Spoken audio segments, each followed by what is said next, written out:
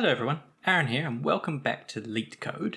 Today we are doing the longest increasing subsequence problem. This is problem number 300. Given an integer array nums, return the length of the longest strictly increasing subsequence. So a subsequence means you can delete elements, but they have to remain in order. So if we delete the 0, the 1, 2, we get 3, 6, 2, 7, which is exactly what they've got here as their example. So the longest increasing subsequence problem says, for example here, well 10 and 9 and they're out of order, so they're not going to be part of it. But if we go 2, 3, 7, 18, for example, that's an increasing subsequence. 2, 5, 7, 101, that's an increasing subsequence. And the longest is always 4. All of these examples I've been finding are 4, so they're the longest subsequence. Here we can do the same thing, 0, 1, 2, 3, that's our longest subsequence, and 7, 7, 7, 7, 7, the longest we can find is 1, because this is strictly increasing. 7, 7, 7, 7, 7, although it never decreases, it does not increase at every step. Now, I'm going to be quite blunt, this looks like a dynamic programming problem, and I'm not great at these. They're a bit of a blind spot in my personal skill set, but I'm going to give it a go anyway. So where my brain is at with this, just sketching it out briefly, is that if I'm looking at 10, the longest subsequence I've got so far is 1. If I'm looking at 10, 9, the longest increasing subsequence I've got here, well, 9 does not extend. 10, 9, 2, still 1, 10, 9, 2, 5. This is where we go up, we get to 2. Because the 5, it can't extend the 10, it can't extend the 9, but it can extend the 2. And we know the longest common subsequence from this 2 was 1. So, in fact, yeah, that's probably a better way to represent this. So if we've got 10, 9, 2, 5, 3, 7, 101, 18. Let's get rid of this for a second.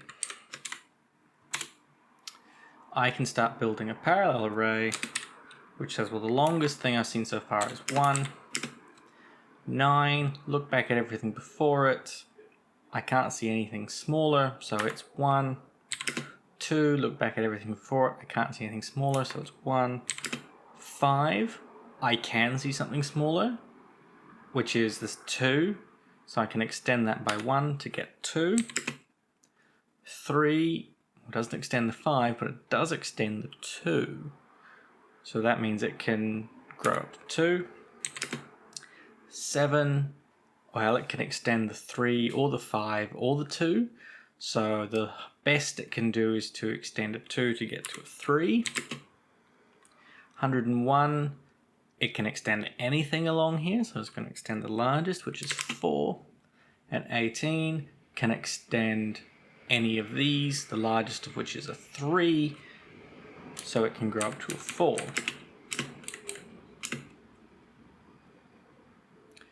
So the algorithm there was for I in range len nums.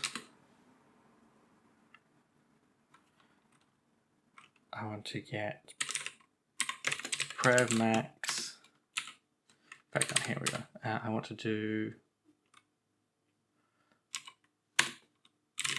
list starts at 0 times range times len nums. That will make it 1 because by default they are all 1. What I want is the max of these. In fact, I want to do L for L in if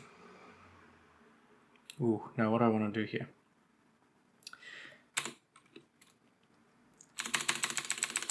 So what I want is I want to get the current thing is the nums at position I.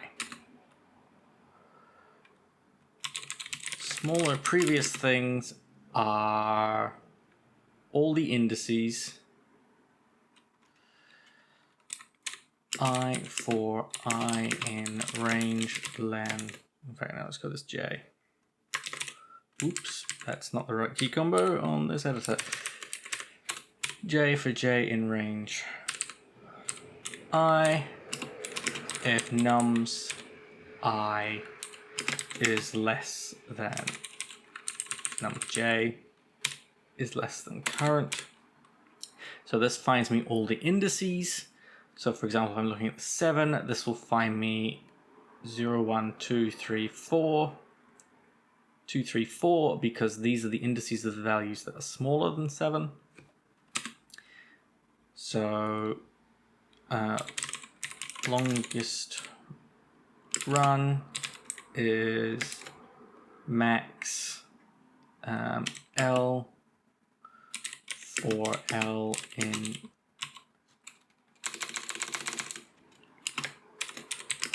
for JL in enumerate small list if j in smaller previous. This is one of those things that would be so much easier in a language like APL, because this is all sort of array logic.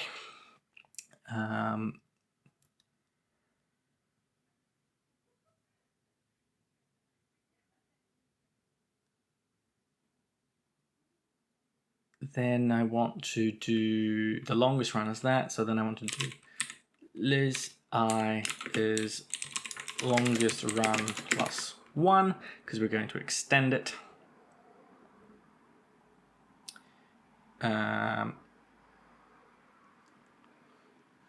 Smaller previous. If this is empty,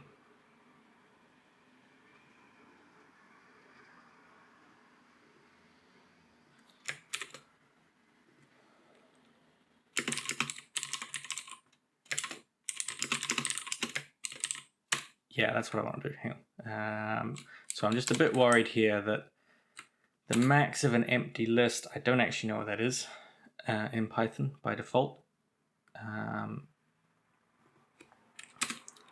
If smaller previous is the empty list, smaller previous, no.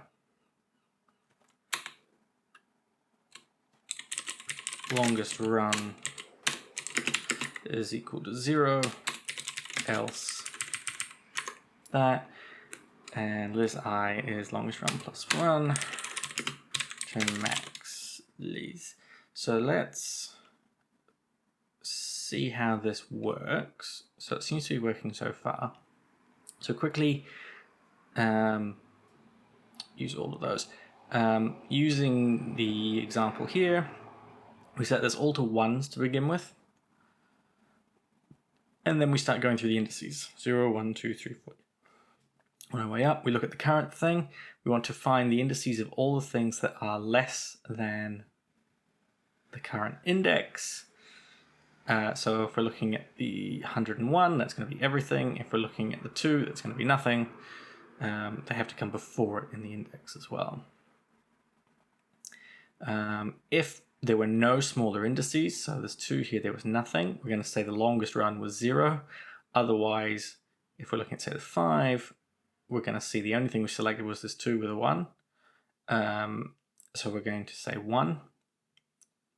And then we're going to do return plus, the longest run, we've got plus 1. Now there's some things we can do here to make this slightly better. For example, we can make this smaller previous set of indices an actual set, so that this is a much faster check. This is an n-squared algorithm, by the way, which isn't amazing, particularly given there's a hint here that says you can do it in n log n time. I suspect it's something to do with managing to keep track of both of some combination of lesser and longer, but I don't know what it is.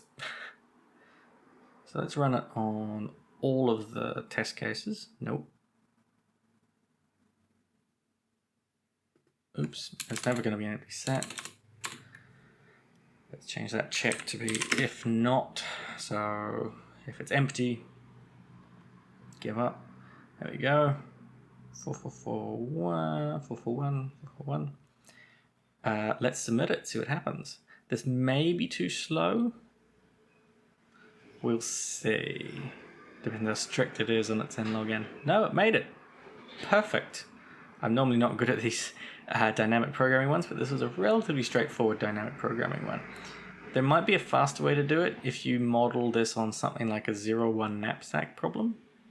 I know there are dynamic programming solutions for that, which are nice and fast. So the problem is this is order n.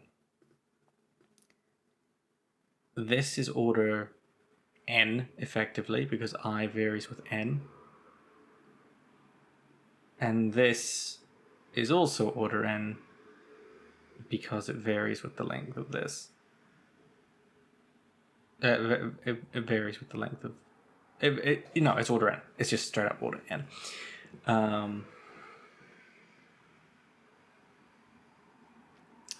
So n plus n is n times n is n squared. How could I cut that down? I don't know. I don't know how I could have cut that down. Probably many ways, but I'm not going to do that. I'm not smart enough. Right, that is that today. Not too bad a one. I hope you enjoyed it. Thank you very much for watching, and I will see you next time. Bye.